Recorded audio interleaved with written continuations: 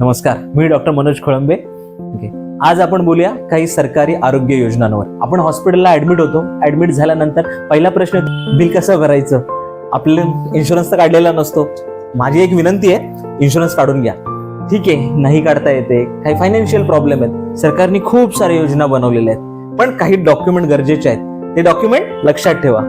पहिली योजना आहे, शासनाची खूपच चांगली योजना आहे, महात्मा ज्योतिबा फुले जन आरोग्य योजना. त्या योजनेअंतर्गत महाराष्ट्रातील ऑलमोस्ट सगळ्यांना, ऑरेंज आणि येलो राशन कार्ड धारकांना खूप सारे आजार आहेत, त्यांचे मोफत उपचार आहेत. रेशन कार्ड, आधार कार्ड हॉस्पिटलला घेऊन या, त्या योजनेचा लाभ घ्या. तर सरकारची दुसरी ही योजना आहे, मुख्यमंत्री सहाय्यता निधी. त्याच्यामध्येही पण त्याच्यात काही एक आहे की उत्पन्नाचा दाखला लागतो, काही हॉस्पिटलचं काही एस्टिमेशन नसतं की खर्च किती अपेक्षित आहे तो लागतो, आणि तो अर्ज मंत्रालयात सबमिट करत असतो किंवा ऑनलाईनही मेल करता येतो. अजूनही योजना आहे, आयुष्मान भारत आहे.